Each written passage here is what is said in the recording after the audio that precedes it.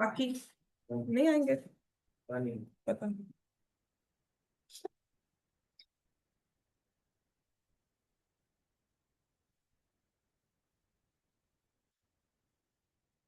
तो अब हमारे पास जो क्वेश्चन है that was to solve a quadratic equation using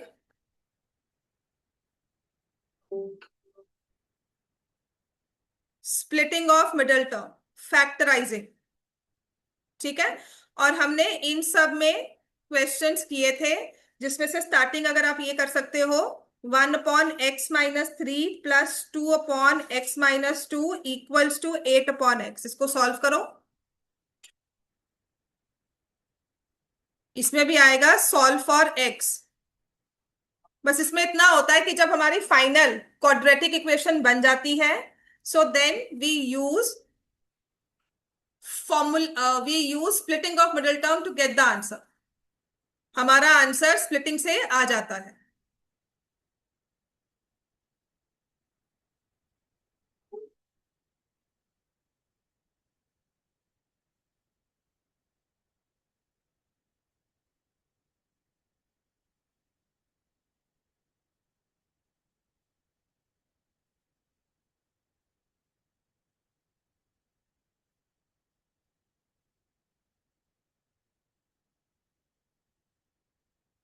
कोई रियो, तारिश, और कौन है? यहाँ से नहीं, तारिश ही नाम है ना उसका। हरवीर, है ना? और कौन है? हाँ, अरमान तो लिख दिया। समायरा, और है उम्मीद। पर छुट्टी क्यों मारते हैं? उनके पेपर्स मिल गए, मार्क्स मिल गए? हाँ, मिले नहीं स्कूल में आज, छुट्टी थी।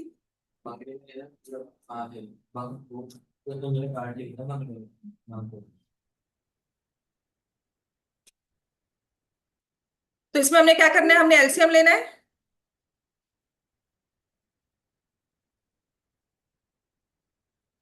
x-3 into x-2, x-2 plus 2 into x-3 is equal to 8/x।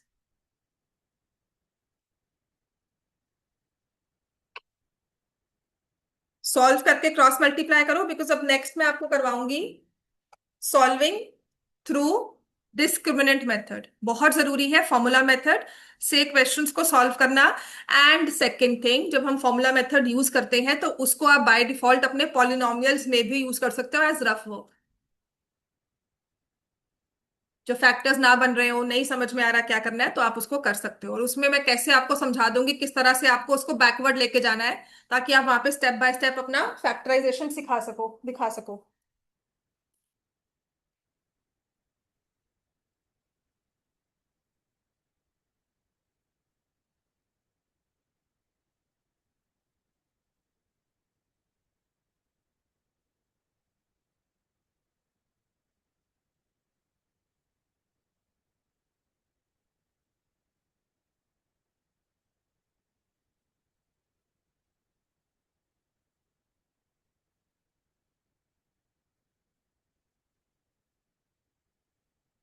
Late क्यों? हाँ, फिर दोबारा अभी जाने और जरूरी होता है, बाद में नहीं आ सकते? अच्छी बात है, यही बैठ जाते। जाकर करना है क्या और कहीं? पढ़ लो बैठकर। उसके लिए टाइम से पहले निकला करो।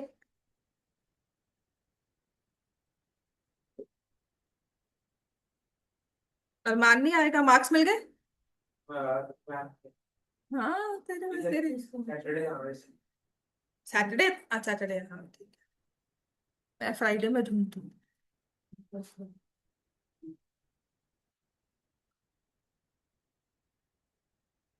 कितनी उम्मीद है तुम्हारे नंबर आने की? वैसे मुझे ये बताओ, कितने नंबर तुम्हारे, हर वीक तुमने नंबर लगाए होंगे कि मैं पास ही हो जाऊंगा, बेयरली पास हो जाऊंगा, पहले से अच्छे आ रहे हैं। मेरा मकसद सारा पूछने का आपको यही है, और कुछ नहीं। ये भगवान।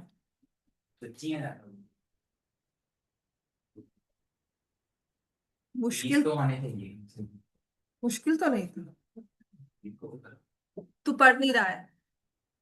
अगर आप यहाँ पर सीरियसली पढ़ रहे हो और उसके बाद पेपर को मुश्किल बोलो ना, पता नहीं क्या हो तुम्हारा हाल। पेपर तुम्हारा मुश्किल नहीं था, बोर्ड के लेवल का ही पेपर था।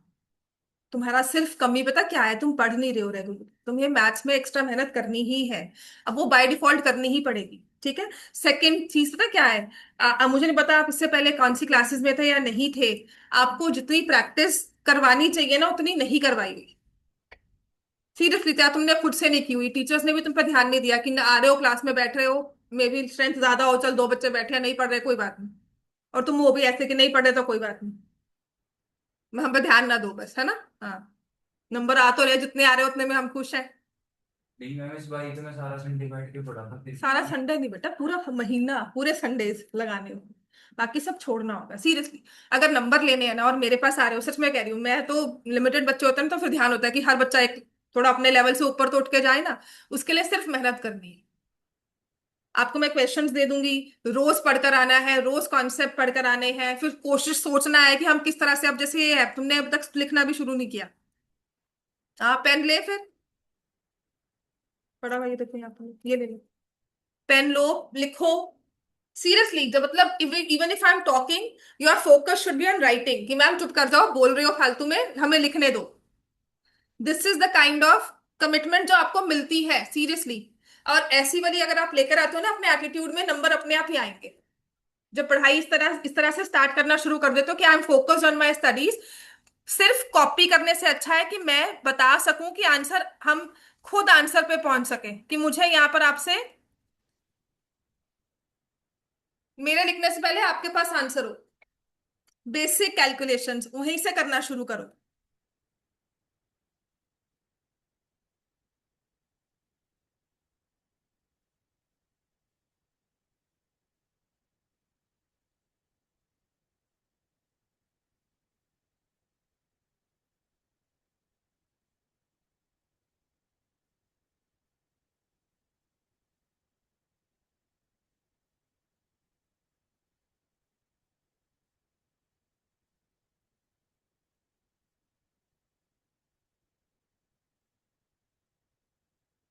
अब जैसे ये वाला, इस स्टेप तक जब हम पहुंच जाते हैं ना, या तो स्प्लिटिंग ऑफ मिडिल टर्म हम बहुत आराम से कर पाए। अब दो ही चीजें हैं, कभी कभी नहीं होती। तो यहाँ के लिए ऐसा नहीं है कि फैक्टर्स एग्जिस्ट नहीं करते, sometimes the factors are rationals, irrationals होते हैं। कभी कभी फ्रैक्शंस में होते हैं, जैसे इस केस में नहीं बन रहे, नहीं दिमाग चल रहा, है ना। तो उस केस में हमारा फॉर्मूला मेथड बहुत हैंडी होता है, कि कहीं ना कहीं तो पहुंचेंगे, चाहे उसमें कैलकुलेशंस है, but we are doing something rather than हवा में तीर मार रहे हैं, ठीक है। तो अगर मुझे इसी में फैक्टराइज करना है तो मैं 48 × 5 करूंगी, जो कि क्या होता है, 240। So I try to make factors of 240, and plus I know कि दोनों का जो सम है इट शुड बी 32। दोनों पॉजिटिव में है ना सारे कोएफिशिएंट्स। तो यहां से I try to break it, कि ये 2 × 2 × 2 × 2, फिर 3 × 5, यही होगा। 16 × 3 = 48, ठीक है। ठीक है ना। अब यहां से मुझे फैक्टर्स लेने हैं। अगर सम इवन चाहिए, 32 इज एन इवन नंबर, तो मतलब दोनों फैक्टर्स इवन होने चाहिए, ठीक है। तो ये नहीं कि अलग से सारे 2 को मल्टीप्लाई कर दिया। तो कोशिश ये रहेगी, जैसे ये मैंने लिखा, 5 4 कितना होता है, 5 4 20, ठीक है। और ये 4 और 3 कितना बना, दोनों का सम क्या है। बात समझ में आई। दिस इज वॉट इज, कि अगर मुझे कुछ समझ नहीं आ रहा तो मैं कोशिश करूंगी अपने आप ही ना स्टेप बाय स्टेप बढ़ना शुरू करो, कि देखो मुझे तो सम चाहिए, मतलब जो भी नंबर्स लेने हैं it should be less than 32, so I not go for 40। दिमाग में अगर 40 का फैक्टर बन भी रहा है ना, मैं उसे साथ के साथ कैंसिल करना शुरू करूंगी कि नहीं। Then I know it's an even number. अब इवन तभी आ सकता है जब दो इवन नंबर्स को ऐड किया जाए। तो मुझे कोई ना कोई इवन नंबर बनाना है, तो मैं 2 ऐसा नहीं कि 16 लिख दूंगी अलग से। I need to multiply 2 with other factors. तो कहीं ना कहीं से हम कॉम्बिनेशन लेना शुरू करते हैं, and this will come with practice. समझ में आ गया। और इसके बाद भी अगर फैक्टर्स नहीं बनते, पेपर में तुम्हारे पास 2 घंटे नहीं है, बैठकर 15 मिनट लगाते रहो, फैक्टर्स बनाते रहो। आपको आंसर पे पहुंचना है तो कुछ ना कुछ हम करेंगे। और वही हमारा नेक्स्ट टॉपिक है, we solve a quadratic equation with using the formula method. तो जब मैं आपसे बात कर रही हूँ, इतनी लगातार बोल रही हूँ, मैं फटाफट से साथ साथ सॉल्व कर रही हूँ। बात समझ में आई? तो जब हम काम करते हैं, आपकी भी स्पीड ऐसी होनी चाहिए कि मैं चाहे बोल रही हूं, मैं बोलती रहूंगी, आपको लिखना है, समझकर लिखना है और खुद से लिखना है। अगर तुम सच में कह रहे हो ना पेपर मुश्किल था, यही पेपर 2 महीने ना, अब अगर करना है ना सीरियसली, अगर नंबर लेने हैं, जून से शुरू हो जाओ। मई का पूरा महीना ना अपनी वो जिंदगी जी लो जो तुमने मस्ती वाली जीनी है, जून से शुरू कर लो सीरियसली। टिल सितंबर मैथ्स रोज आधा एक घंटा पढ़ना ही पढ़ना है। सितंबर में ये पेपर उठाना और फिर अपने आप से पूछना मुश्किल है क्या। ये वाला मई वाला पेपर जो तुम आज कह रहे हो ना बहुत मुश्किल है, सितंबर में, बट प्रोवाइडेड जितना काम मैं करवा रही हूँ वो लगातार तुम्हारा अपडेटेड हो, रोज की रोज घर से पढ़ रहे हो। नहीं समझ में आ रहा तो घर जाके फिर पढ़ रहे हो, छोड़ना नहीं है। 1-2 दिन का ब्रेक अलाउड है, बिल्कुल अलाउड है, लेकिन 5 दिन तो पढ़ो मैथ्स। बात समझ में आ गई? हफ्ते के 7 दिन में 2 दिन में नहीं मन करेगा, मेरा भी नहीं करता after like cheating for 5 days ना। मैं भी कोई एक दिन छोड़ दूं कि मैंने कुछ नहीं बुक उठानी, मैंने कुछ नहीं पढ़ना, मैंने कुछ नहीं देखना, तो that 1 day is allowed. But उस 1 डे के बाद रिकवर करो, ये नहीं कि हफ्ता ही लगा दो कि अब करना ही नहीं है। ठीक है? ये अब मन ही नहीं कर रहा तो हमने उसको हफ्ता स्ट्रेच कर लिया। बिलीव मी, सितंबर में तुम ये पेपर उठाना और फिर कहना मुश्किल था कि आसान। बात समझ में आई? इस पेपर को अगर मुश्किल कह रहे हो तो बोर्ड में तुम्हारा क्या हाल होगा फिर? पेपर इतना मुश्किल नहीं था कि हम इसमें 25 नहीं स्कोर कर सकते। बात समझ में आ रही है? तो एक्स की वैल्यू यहां से आएगी 12/5, एक्स की वैल्यू आएगी 4। वो भी तुम्हारे जैसा ही था पहले लास्ट ईयर, उससे पूछो। वो भी सिर्फ कॉपी करता था। इस बार इसको पता नहीं कौन सा दिमाग में इसके कीड़ा आया है, seriously I am also surprised. है ना? चीजें समझ में आ रही है अपने आप, घर जाके पढ़ाई भी करता है। हाँ, मुझसे आके नेक्स्ट डे क्वेश्चन पूछने का मतलब है कि घर पे पढ़ाई की हुई है। ठीक है ना? कर सकता है सीरियसली। वो भी पिछले साल ऐसे ही बैठता था, तुमको आता था, कॉपी नोट करा, बस निक कर घर वापस जा रहा है, बात। तो सीरियसली कह रही हूँ, अगर वो चेंज हो सकता है, तुम लोग को भी सिर्फ मेहनत करने की जरूरत है। अब वो मैं कहूंगी 9th में तुम मेरे पास नहीं थे, वरना 10th में ऐसे तो हो ही जाते। चलो हो गया ये। अब आते हैं फॉर्मूला मेथड पर। ठीक है? बोल मैं रही हूँ, प्यास तेरे को लग रही है। नहीं, दरवाजा बंद कर दो, बहुत गर्मी लगी हुई है। ठीक है? अब क्या होता है कि जैसे कोई भी हमारी क्वाड्रेटिक इक्वेशन बन गई, ax² plus bx plus c equal to 0। ठीक है? Most of the cases formula method use नहीं करना होता, बिकॉज आपकी स्टेटमेंट प्रॉब्लम्स भी ना फैक्टराइजेशन से हो जाती है, स्प्लिटिंग से हो जाती है। ठीक है? ये कब यूज करना है? जब कहा जाए, when mentioned, solve, when this is the only option, क्योंकि फैक्टर्स बन ही नहीं रहे हैं, क्योंकि बनेंगे ही नहीं, इरेशनल फैक्टर्स हैं। ठीक है? मतलब आपको समझ में आ जाएगा कि फैक्टर्स बन ही नहीं रहे हैं। जैसे मैं कोई भी इक्वेशन लिखूंगी, यू अंडरस्टैंड कि नहीं बन सकते इसमें फैक्टर्स, प्राइम नंबर दिया हुआ है और बीच में आपको उसके फैक्टर्स करने हैं। मतलब मैं लिखूं x² माइनस 15x प्लस 17, तो 17 के फैक्टर्स तो 17 और 1 नहीं होते हैं। अब तुम 17 और 1 का कॉम्बिनेशन करके 15 कैसे ले सकते हो? है ना? नहीं ले सकते ना। तो मैं कहूँ अच्छा इसको तो फैक्टर्स है ही नहीं, इसको तो फैक्टराइज कर ही नहीं सकते। ऐसा नहीं है, फैक्टराइज बिल्कुल कर सकते हैं, हो सकता हो उसके फैक्टर्स बन जाए। ठीक है? तो ऐसे वाले केसेस में हमारे पास ऑप्शन होता है कि हम उसमें फॉर्मूला मेथड से आंसर निकाल लें, या तो मेंशन किया जाए, या कोई और बन ही नहीं रहे हैं कि समझ में आ रहा है कि नहीं बनेंगे, इंटीजर नंबर नहीं बनेंगे। ठीक है? या फिर तुमसे नहीं बन रहे, जैसे पिछले वाले केस में था कि पता ही नहीं क्या फैक्टर्स हैं, देयर आर 2-3 इक्वेशंस जहां पर ना ऑन द फर्स्ट गो समझ नहीं आता कि फैक्टर्स क्या बनेंगे। तो वहां पर टाइम वेस्ट नहीं करना है, come to your formula method. कहीं ना कहीं कैलकुलेशंस करके आधे रास्ते तो पहुंचोगे ना। 5 मिनट ऐसे ही हवा में तीर मारने से अच्छा है कि 5 मिनट में लगाकर आंसर आ जाए। समझ में आ गया इतना? तो फॉर्मूला मेथड क्या कहता है कि हम ना सिर्फ आपको फॉर्मूलाज बताएंगे जिसके बेसिस पर you will get the answer. कैसे? ये हमारे कोएफिशिएंट्स फिक्स है। तो if I talk about A, तो that is coefficient of x² in terms of quadratic equations. B की बात करती हूँ तो वो कोएफिशिएंट ऑफ x है, सी की बात कर रही हूँ तो वो कांस्टेंट हो। ठीक है? So if I am using A B C, इसका मतलब मैंने उनको रिस्पेक्टिव उनकी डेफिनेशंस दी हुई है। ए का मतलब कोएफिशिएंट ऑफ x², बी का मतलब कोएफिशिएंट ऑफ एक्स, सी का मतलब कांस्टेंट टर्म जिसमें एक्स नहीं होता। ठीक है। और मान लो अगर कोई टर्म मिसिंग है जो ये नहीं हो सकती, ए एक्स स्क्वायर कभी मिसिंग नहीं होगी वरना क्वाड्रेटिक रहा ही नहीं। तो अगर ऐसा कुछ है तो इस केस में बी क्या है? जीरो। समझ में आ गया कि कोएफिशिएंट ऑफ एक्स जीरो है तो आप उसमें वैल्यू जीरो ले लोगे। कभी कभी कांस्टेंट टर्म नहीं होती, कुछ ऐसा है, तो इस केस में आप सी को क्या ले लोगे? जीरो। तो ये थोड़ी चीजें हैं जो ध्यान रखनी होती हैं। ये चीजें ध्यान रखनी है कि हमने डेफिनेशन वाइज चलना है कि ए क्या है, बी क्या है, सी क्या है, वही रहेगा क्वाड्रेटिक इक्वेशंस की बात में। ठीक है। दूसरी चीज, अगर कोई टर्म मिसिंग है जो कि एक्स स्क्वायर वाली नहीं हो सकती, ठीक है, एक्स स्क्वायर वाली नहीं होगी, क्यों? क्योंकि क्वाड्रेटिक ही नहीं रहेगा। तो अगर बी नहीं है, एक्स की टर्म नहीं है तो बी जीरो है, कांस्टेंट टर्म नहीं है तो सी जीरो है। तो हम वो वैल्यू लेके चलेंगे कि सी तो है ही नहीं, क्या करें? मुझे तो ये 4x² + 3 दिख रहा है, अब मैं क्या करूं मैम? ठीक है ना।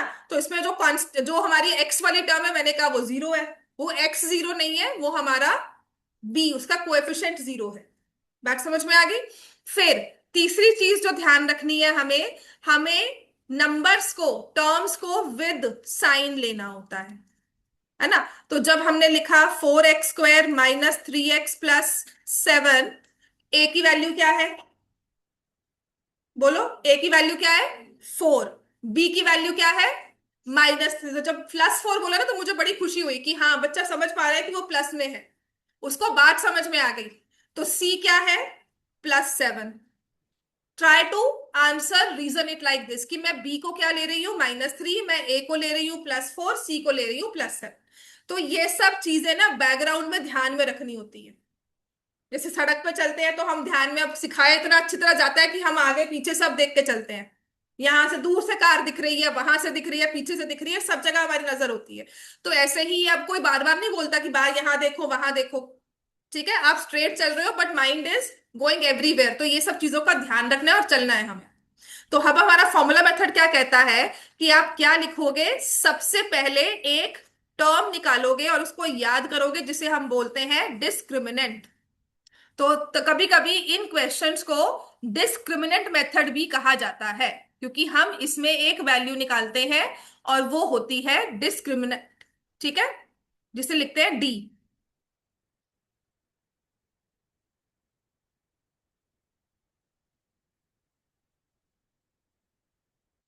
तो ये डिस्क्रिमिनेंट क्यों है? क्योंकि इसकी वैल्यू ना बहुत क्रिटिकल सी होती है हमारी इक्वेशन के ना नंबर्स को डिसाइड करने में कि किस तरह का नंबर बनेगा। ठीक है। तो डिस्क्रिमिनेंट क्या होता है? B² - 4AC। तो जब मैं लिख रही हूं डिस्क्रिमिनेंट डी, तो ले रही हूं बी का स्क्वायर। अब बी क्या था इसमें? एक्स का कोएफिशिएंट, प्लस माइनस साइन के साथ, अगर प्लस है तो प्लस, माइनस है तो माइनस। जैसे कि हमने AX² + BX + C में सम ऑफ जीरोस को क्या लिखा था? अब याद होगा कि नहीं? सम ऑफ जीरोस क्या था? -B/A। तो मैंने क्या कहा था? जो ये साइन है उसका उलट लेना है। बात समझ में आई? तो अब क्या होता है? 4x² - 3x + 4 लिखा होता है। तो मैं आपसे पूछती हूँ सम क्या है? मुझे बाय डिफॉल्ट आंसर मिलता है मैम, आंसर है 3/-3/4। 3/4। समझ में आ गया ना कि जो इसका साइन है उसका उल्टा बोलना है आपने। वो तो बड़ा आसान है हमारे लिए बोलना, है ना। हाँ, चलो अब आते हैं इसके बाद ये वाले में। चलो, ये वाला भी भूल जाते हैं। ठीक है, इस वाली चीज को अभी फिलहाल ये। तो हम डिस्क्रिमिनेंट निकालेंगे, इसके बाद हमें निकालनी है एक्स की वैल्यू। तो अलग से पहले ये डी की वैल्यू एक निकाल लेना। ठीक है। उसके बाद क्या करना है? जो यहाँ पे बी लिखा था उसके साथ माइनस साइन लगाना है, मतलब यहाँ भी उल्टा साइन करना है बी का। वो बेचारा एक्स बैठा हुआ है ना अकेला, उसके साइन को उल्टा करते ही करते। यहाँ स्क्वायर में हमने तो नहीं किया, -B का होल स्क्वायर नहीं लिखा, क्योंकि वो तो स्क्वायर ही हो जाना है, जो मर्जी साइन दे दो उसको, प्लस में ही हो जाना है उसमें। लेकिन यहाँ पे वो स्क्वायर नहीं हुआ तो हम माइनस लिखेंगे। तो फिर से माइनस भी आ गया। फिर लिखना है एक प्लस एक माइनस दोनों। अब जो ये डी था ना, ये बैठ जाएगा जाके स्क्वायर रूट में। ठीक है। और डिवाइड कर देंगे 2A के साथ।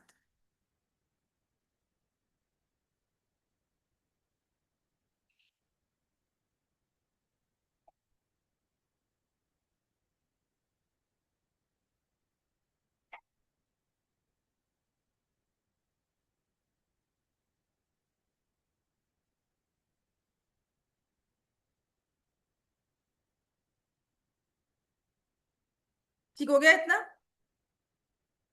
लास्ट ईयर ना I was going through some pictures, तो इस पर ना एक मीम बनकर आया था, बहुत अच्छा था फॉर्मूला के साथ। तो it's minus B plus minus square root of D by 2a। बात समझ में आ गई सबको? ठीक है। अब इसी पर हम क्वेश्चन सॉल्व करते हैं। I give you an equation. अब पहले इसको यूज करना सीखेंगे, फिर इसके बारे में और आगे जानेंगे। ठीक है, सबने फॉर्मूला लिख लिया? अब ये फॉर्मूला ना आपके जब तक ये क्वेश्चन सॉल्व हो रहे हैं, आपके पेज के ऊपर का जो इंडेक्स नहीं होता, वो बना होता है, खाली सा पेज दिया होता है बॉर्डर, उस पर लिखते रहो, हर बार कैरी फॉरवर्ड करते रहो, ताकि हर पेज पे हमारे पास ये फॉर्मूला हो। हर बार लिखोगे याद भी रहेगा, क्लास के एंड तक 50% ये फॉर्मूला याद हो जाएगा। ठीक है। अब हमारे पास क्वेश्चन है, मान लो ये वाला, जिसमें लिखा है 2x² -3x -7 = 0। Solve for x। पहली कोशिश यही रहेगी कि मैं इसको फैक्टराइज कर लूं, स्प्लिटिंग कर लूं। तो आप करते हो -7 × 2, जो कि क्या होता है, -14। अब इसके फैक्टर 7 और 2 ही है, या 14 और 1 है। कहीं तरह से भी मुझे -3 नहीं मिलेगा। इसके फैक्टर्स या तो 7 और 2 ही होंगे, माइनस साइन जैसे मर्जी एडजस्ट करती रहूं, या तो 9 चाहिए या 5 बन सकता है, या 14 और 1 के साथ 15 बनेगा या 13 बनेगा। किसी तरह से भी इसके फैक्टर्स को जोड़ तोड़ कर मैं -3 नहीं ला सकती अपने आप से। तो इसका मतलब है यहां पर बाय डिफॉल्ट फॉर्मूला मेथड ही लगेगा। ठीक है। तो उसके लिए मैं क्या करती हूँ, पहले डी फॉर्म करती हूँ। डी फॉर्म करने के लिए, फाइंड करने के लिए मैं लगाऊंगी b² -2 -4ac। तो इसमें बताओगे बच्चों बी क्या है? -3। समझ में आया ना, साइन लेना है उसका स्क्वायर कर दिया। -4, ए कितना है? 2। x² नहीं लेना, कोएफिशिएंट लेना है, एक 2। और c क्या है? -7। समझ में आ गई बात? ये है कि साइन को साथ लेकर चलना है। अब इसको सॉल्व कर लो, 3 का स्क्वायर क्या हुआ, 9। देखो ये माइनस और ये -7 प्लस बन गया। 4 2 जार 8, 8 7 जार 56, ये क्या आ गया, 65। तो अब ना जो क्वाड्रेटिक इक्वेशन में आपके क्वेश्चंस होते हैं ना, आपने मुझसे पूछा भी था कि उसके जीरोस दिए हुए हैं, 2 + √5, 2 - √5, है ना? आकर क्वेश्चन पूछा था ना मुझसे ये, कि मैम अब इक्वेशन फॉर्म करो। तो वो चीज यहां पर आएगी। ठीक है। तो √65 आ गया। अब मैं एक्स निकालूंगी। एक्स कैसे करूंगी, पहले फॉर्मूला लिखेंगे, -b plus minus square root of d upon 2a। तो जी b कितना था, ऑलरेडी माइनस साइन है, फिर b है -3। उसके पास, फॉर्मूला के पास अपना माइनस भी है और b के पास भी माइनस है, उसने अपना साइन उलट करना है बस। ठीक है। Plus minus square root of 65, 2 × 2 4। ठीक है। x की वैल्यू क्या आ गई, 3 प्लस माइनस √65/4। तो इसका मतलब जो हमारी दो x की वैल्यूज बनती हैं वो क्या है, एक वैल्यू है 3 प्लस √65/4, कि 3 में √65 ऐड करो, फिर उस आंसर को डिवाइड बाय 4 कर दो, एक वैल्यू x की ये आ जाएगी। और फिर एक बार √65 को माइनस कर दो। ठीक है ना? तो ये इरेशनल रूट्स हो गई ना, सॉल्यूशंस इरेशनल हो गए। तुम चाह कर भी अपने आप से इस स्टेज पर और 10th के एंड तक भी अपने आप से ये रूट्स नहीं बना सकते कि √65 को ऐड करना है, तब जाकर उन सब उनका सम। लेकिन अब देखोगे ना, इन दो नंबर्स को ऐड करो, 3/4, 3/4। ठीक है। √65 कैंसिल हो जाएगा, ये तो 9th में हमने बहुत किया रैशनलाइजेशन में। और अब इनको ऐड करोगे तो क्या होगा, 6/4। 6/4 क्या होता है, 3/2। तो क्या यहाँ पे सम 3/2 था? समझ में आ गई ना बात? राइट। इनको मल्टीप्लाई कर लो, तो ये बन जाएगा ना फॉर्मूला, 3² -√65 का होल स्क्वायर, 9 - 65/16। होगा कि नहीं होगा? माइनस करो, कितना आता है, -56/16 -14/4 -7/2। बन रहा है कि नहीं बन रहा? तो इक्वेशन ने तो भेदभाव नहीं किया कि सम और प्रोडक्ट को मैं फॉलो नहीं करूंगा, वो तो कर रहा है फॉलो। बस इक्वेशन में क्या होता है, we are specifically looking for these two values. बात समझ में आ गई? कि अपने आप से हम ये सम एंड प्रोडक्ट लगाकर भी जीरोस फाइंड नहीं कर सकते थे। तो हमने कुछ मेथड्स के साथ फॉर्मूला डिराइव किया था, जिसके लिए थोड़ी बहुत और नॉलेज चाहिए। तो उसके साथ हमने फॉर्मूला डिराइव किया और उससे हमारे ये दो आंसर्स आ। बात समझ में आ गई? अब हमने आज की क्लास में ये फॉर्मूला अच्छी तरह से लगाना ही सीखना है, क्योंकि 3 मार्क्स में क्वेश्चन आ सकता है जिसमें हम सॉल्व कर रहे हैं थ्रू फॉर्मूला मेथड। ठीक है, नेक्स्ट लिखो। अब मैं फॉर्मूला इरेज करूंगी, आप सबके पास हर पेज पे फॉर्मूला होना चाहिए, क्योंकि मैं दोबारा दोबारा नहीं लिखूंगी यहाँ पे। ठीक है, तो अब हमारे पास क्वेश्चन है, लेट मी से, अगर इस तरह से कुछ दिया जाए और इस फॉर्मूला मेथड के साथ ना किसी मर्जी तरह का क्वेश्चन आया हो, आप सॉल्व कर सकते हो। आपसे फैक्टर्स नहीं बन रहे हैं, स्क्वायर रूट्स वाली टर्म्स हैं, इरेशनल टर्म्स हैं, आप सब तरह के क्वेश्चन सॉल्व कर सकते हो। तो पहले अगर मान लो कुछ ऐसा दिया जाए, 2x² plus X minus 4 equal to 0, ये तो बन जाएंगे फैक्टर्स। ये नहीं करो, इसको तो फैक्टर्स बन जाएंगे, कर सकते हो। But try this one, 3x² minus X minus 7 equal to 0, इसके फैक्टर्स बन जाएंगे देखो।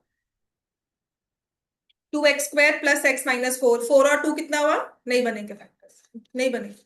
ये भी कर सकते, दोनों करो।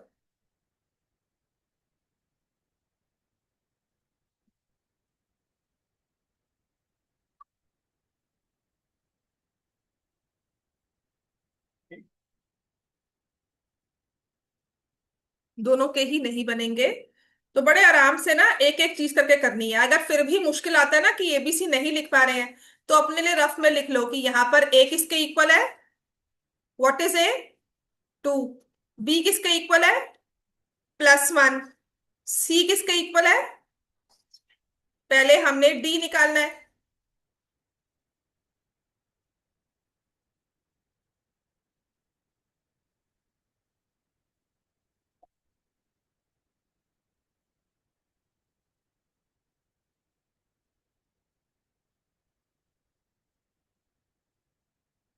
अब सच में देखने की जगह ना खुद से क्वेश्चन सॉल्व कर। आपके पास फॉर्मूला है, try and fill the values, उसके बाद एक बार देखो तुम सही कर रहे हो कि नहीं कर रहे हो।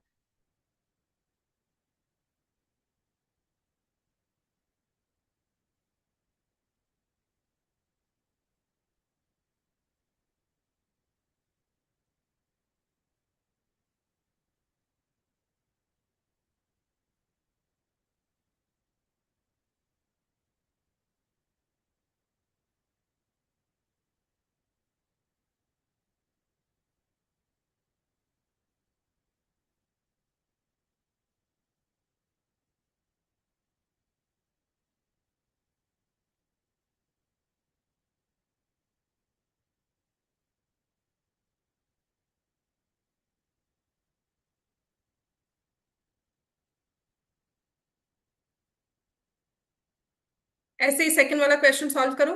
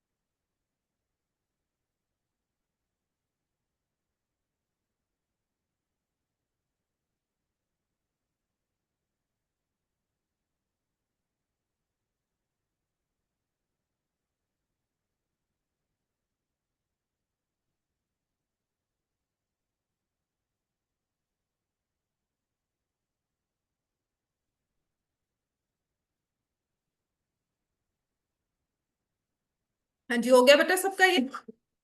यहाँ पर ए की वैल्यू 3, फर्स्ट क्वेश्चन सॉल्व हो गया।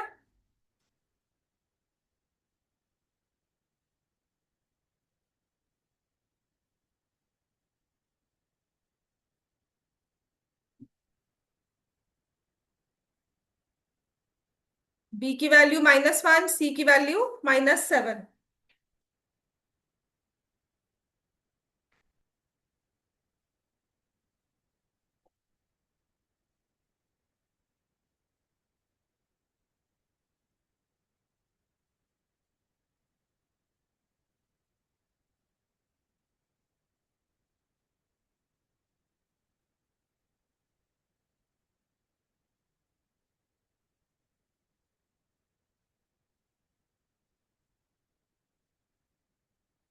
तो यहां से बी स्क्वायर कितना हो जाएगा अपने पास?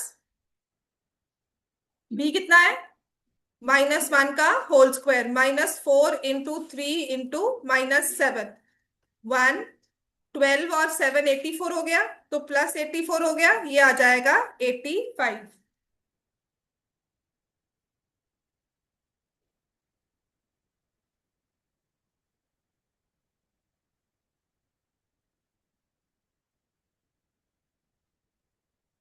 ठीक है। x is equal to -b plus minus square root of d upon 2a।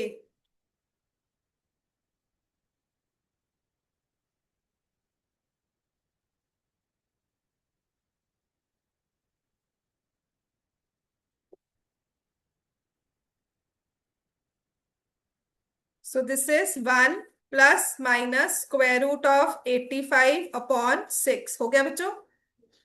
अब समझ में आ गया? अप्लाई करना आ गया? तो इसके बाद ना ब्रेक भी करना है, आपने लिखना है 1 प्लस √85/6, 1 माइनस √85/6।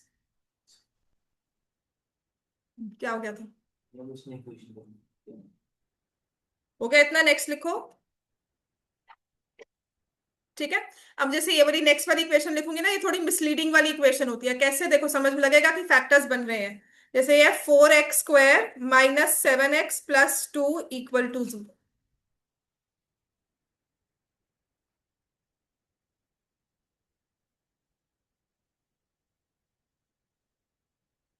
4x² -7x + 2 = 0 लग रहा है फैक्टर्स बन जाएंगे। 8 है ना, तो 8 × 1 7, बड़ा अच्छा लग रहा है कि 7 बना सकते हैं। 8 × 1 8 है, 8 और 1 को यूज करके 7 बन सकता है। लेकिन हमारे पास +8 है। 7 बनाने के लिए या तो 8 में से माइनस को सब्ट्रैक्ट करना है, तो किसी एक के पास माइनस साइन होना चाहिए।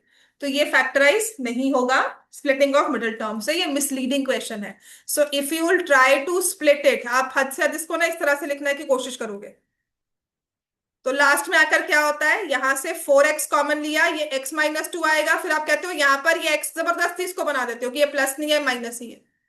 तो वो नहीं करना। ठीक है, इसका मतलब ये फॉर्मूला मेथड से ही सॉल्व होने वाला क्वेश्चन है, आप इसे फैक्टराइज नहीं कर सकते। बात समझ में आ गई? That if I am trying to write it like this is a wrong way. This is basically technically wrong. ठीक है। तो अब मैं क्या लिखूंगी? ए की वैल्यू क्या है? 4। बी की वैल्यू क्या है? -7। सी की वैल्यू क्या है? 2। पहले निकालेंगे डी। b² -4ac।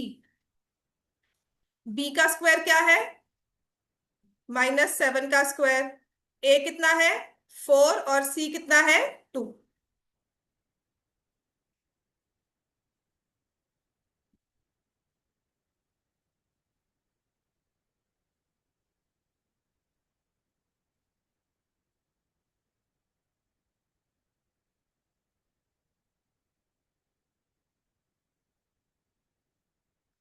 फिर एक्स निकालना है।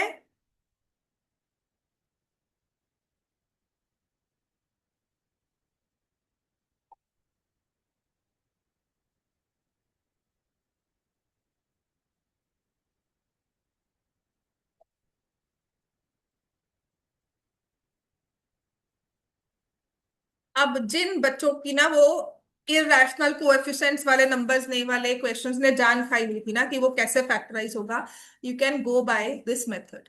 नहीं समझ में आ रहा तो इस पे आ जाओ। समझ में आ गया? क्योंकि वो इक्वल टू जीरो तो कहना नहीं ना कि नहीं अब तुमने मुझे इक्वल टू जीरो लगा दिया तो अब मैं फैक्टराइज होना बंद कर दूंगी, मैं तो जीरोस नहीं बनूंगी। ठीक है, फैक्टराइज बिल्कुल होगा बिकॉज टर्म्स तो हमारी वही है।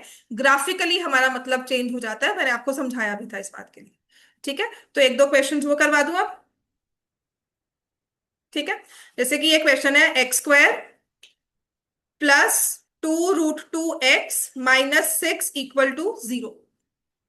अब कल से आपकी एनसीईआरटी मतलब ट्यूसडे से आपकी एनसीईआरटी शुरू हो जाएगी।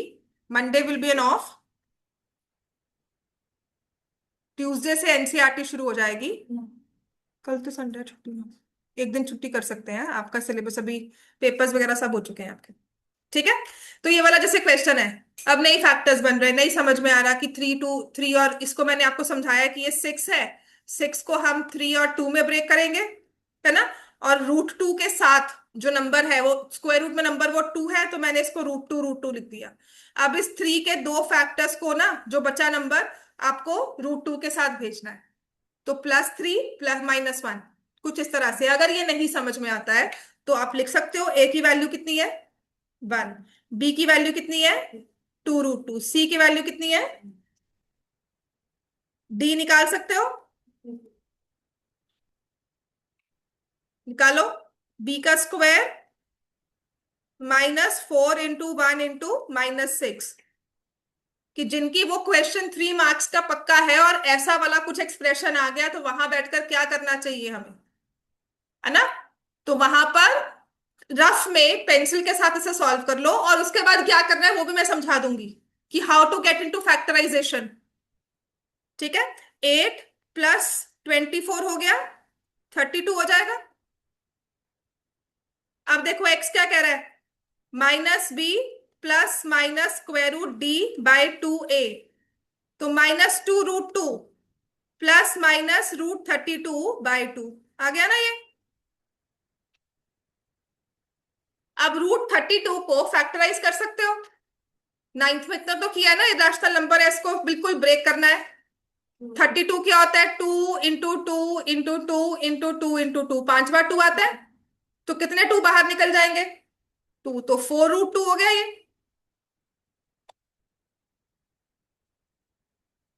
पूरी नाइन्थ में रैशनलाइजेशन कर ली, अब ये √32 को 4√2 नहीं लिख पाएंगे हम।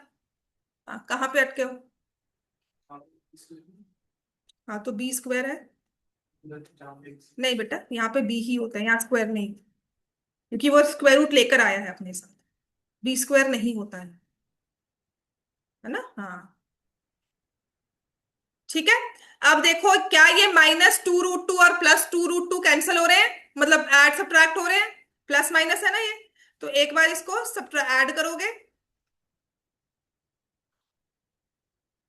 ठीक है, तो क्या लिख दोगे, x is equal to -2√2 plus 4√2/2। x is equal to -2√2 minus 4√2/2। तो ये क्या बनता है, 2√2/2, यही हुआ ना, -2 + 4, 2√2/2, 2 कैंसिल हो गया, √2 बन रहा था, मैं भी आपको वही फैक्टर बता रही थी। और यहां से ये -6√2/2 है, तो -3√2 आ गया, है ना? जीरोस बन गई ना, मेहनत कम हुई, कहीं ना कहीं तो जीरोस बनाने में पहुंच रहे हैं। तो रफ में हमने ये फॉर्मूला लगा लिया, अभी टाइम लग रहा है, बाद में बहुत इजी हो जाएगा। अब इससे हमने इक्वेशन कैसे फॉर्म करनी है, ठीक है। अब आप क्या करोगे, आपने दो जीरोस निकाल ली, आपने दो नंबर्स निकाल लिए, आपके पास इक्वेशन है x² plus 2√2x minus 6 equal to 0। Minded सारा पेंसिल से लिख रहे हो अपना रफ में, ठीक है। अब तुमने इसको फैक्टराइज करना है, तुम्हारे पास दो जीरोस आ गई।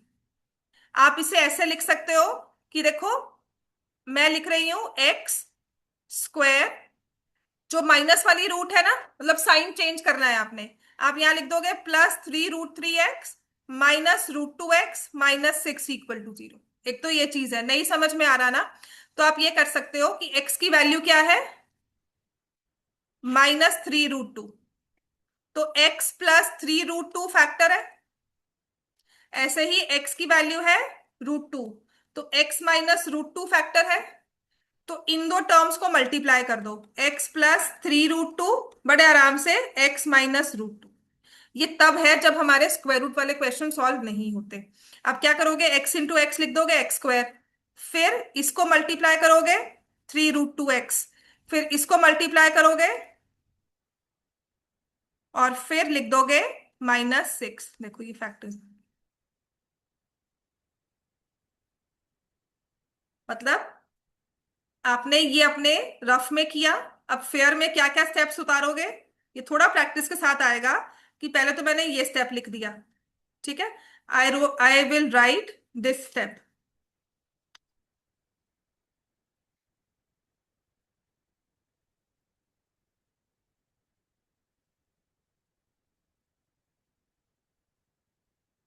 पहले मैं ये लिखूंगी, इसके बाद इस पर आ जाऊंगी, ये सारा रफ में जाएगा। अब इसके बाद सिर्फ कॉमन लेना रहता है, इतना तो दिमाग लगा लेंगे कि ये x है, यहां से x+3√2, और ये -√2 है, x+3√, क्योंकि हमें यहां तक पहुंचना है। ठीक है, सोच लेना इस चीज को। अब नेक्स्ट क्वेश्चन लिखो। हो गया इतना सबका? नेक्स्ट लिखो। अगर इसको देखना है देख लो, but this is one of the things जो थोड़ा प्रैक्टिस के बाद समझ में आएगा, जब मुझसे इररेशनल कोएफिशिएंट्स के बिल्कुल भी जीरोस नहीं बन रहे। ठीक है, नेक्स्ट लिखो आप। Solve for x।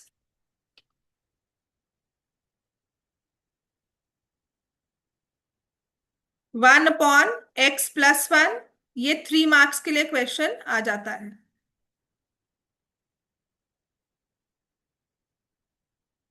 x is not equal to -1, -1/5 -4।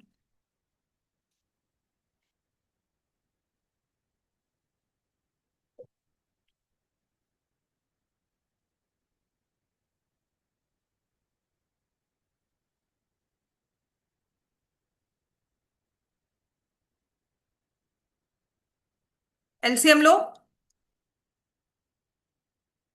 Cross multiply करके इक्वेशन फॉर्म करो।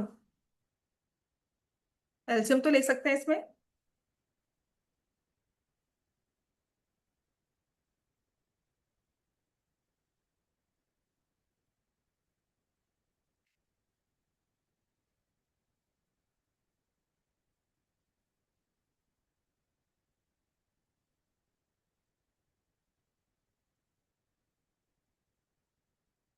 क्या लिया एलसीएम तुमने यहाँ पे हरवीर? लेफ्ट हैंड साइड में बता, लिख लिया तुमने? हाँ, हाँ, जो भी लिखा है बता दे मुझे। नीचे क्या लिखा है यहाँ पे? ठीक है, वेरी गुड। और यहाँ पे टर्म क्या लिखी है बेटा?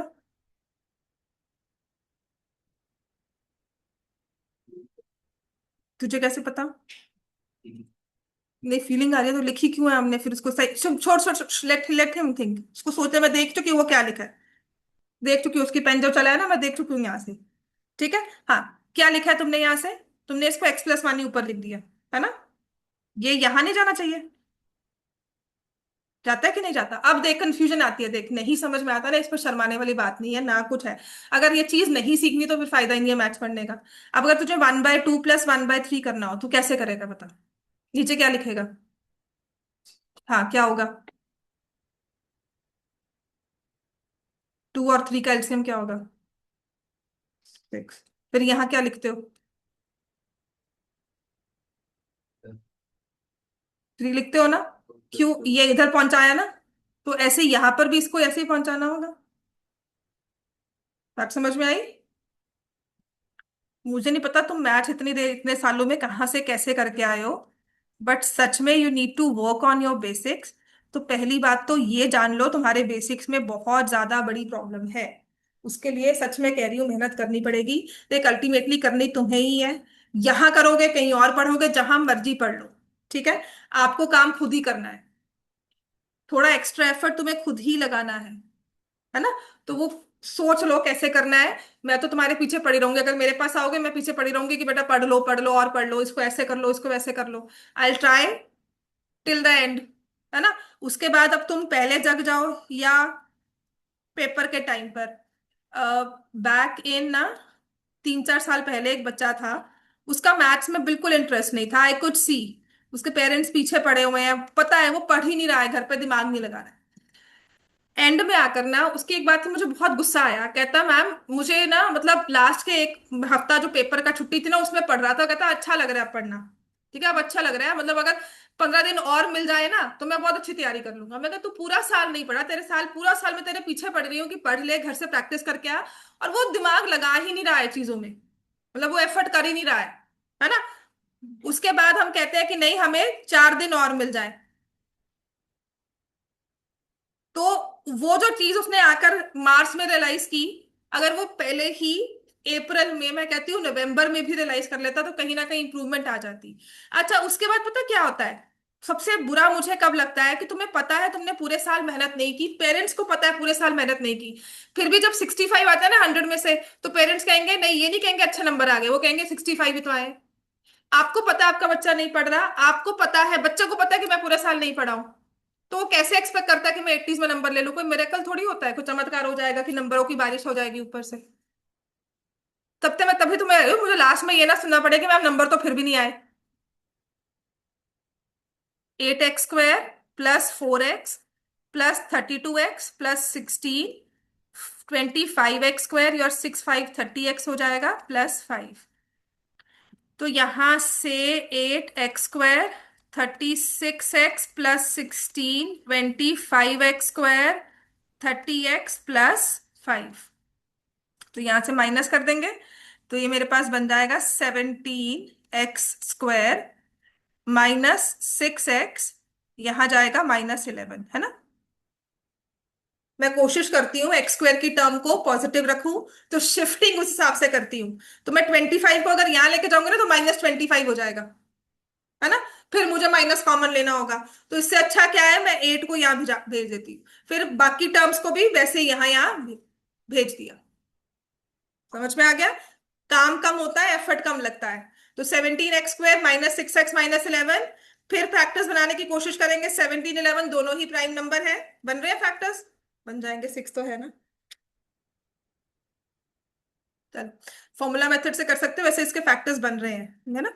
17 और 11 में डिफरेंस ही 6 का होता है, नेगेटिव में आंसर है, प्लस -17 +11 हो जाएगा, तो इसमें बन रहा है, हालांकि लिखा है इसको। अच्छा अगर इसको लिखा जाए सॉल्व बाय फॉर्मूला, कैसे करोगे, लिखो solve through formula method, solve using formula method. चलो अब करो इसको। अब इस केस में चाहे फैक्टर्स बन भी रहे हो तब भी फॉर्मूला ही यूज करना है।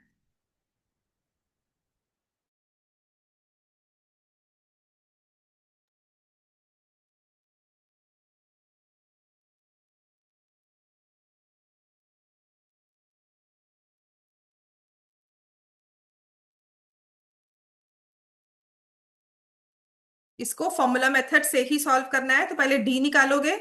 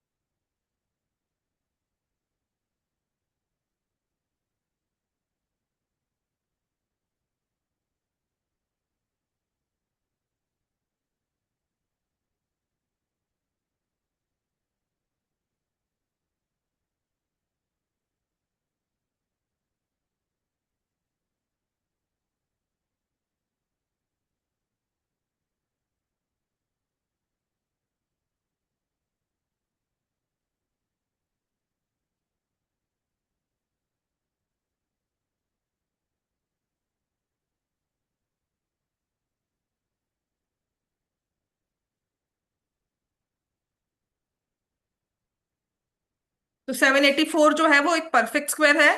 किसका स्क्वायर होता है? 28 का।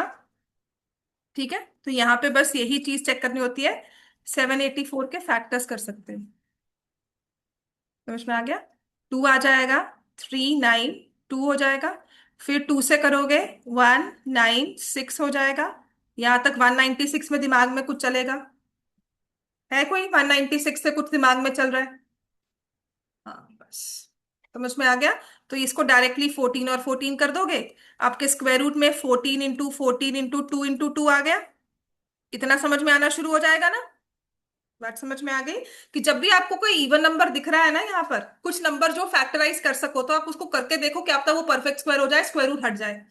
तो ये आ जाएगा 7 ± 28/34। तो 7। हम्म। क्या? हाँ 6, सॉरी सॉरी, यहाँ पे 6। तो वी हैव 6 हियर, यहाँ पर भी 6। तो 6 + 28/34, 6 + 28/34, 6 - 28/34, एक्स की ये दो वैल्यूज हैं हमारे पास। तो 6 + 28 होता है 34/34, 1। और ये होता है, माइनस करेंगे तो -22/34, विच इज -11/7। तो एक्स की वैल्यू 1 -11/70। समझ में आ गया सबको?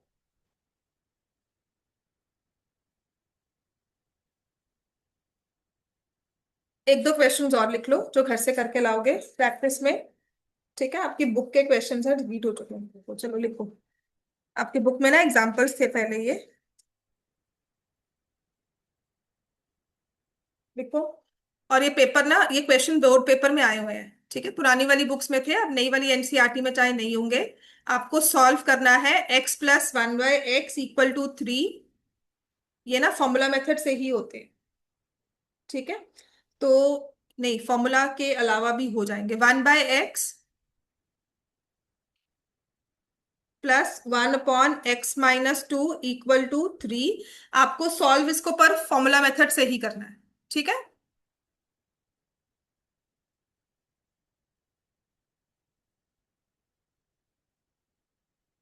x - 1/x = 3,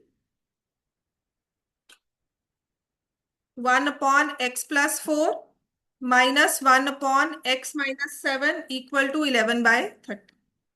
ये चार क्वेश्चंस बेटा कर लाना, ठीक है? और बाकी में ना, मैं अभी जो लिखूंगी चार क्वेश्चंस, और इनमें कम से कम, क्योंकि ये तुम्हारी बुकें हैं, हमें इन एनी केस क्लास में करने हैं, कम से कम डी निकाल कर लाना है। समझ में आ गया? तो वही चीज हमारी ना नेक्स्ट क्लास में हम लोग इक्वेशंस भी सॉल्व करेंगे, और थोड़ा सा क्वाड्रेटिक इक्वेशन को और जानेंगे, ठीक है? तो इन सब में ना डी ले आना, डिस्क्रिमिनेंट की वैल्यू निकाल कर ले आना, क्योंकि कभी कभी सॉल्व होता है, कभी सॉल्व नहीं होता। तो किस सिचुएशन में कैसे आंसर निकालना है, इसमें find the value of D, ठीक है? उतना निकाल कर ले आना, क्योंकि रूट्स तो फिर मैं क्लास में बैठकर ही निकलवाऊंगी, और ये सॉल्व करके लेकर आने। होमवर्क है, मंडे तक बिल्कुल छुट्टी है। Monday is almost confirmed. कुछ चेंजेस होंगे मैं बता दूंगी, ठीक है? तो ये घर से होमवर्क करके लाना है।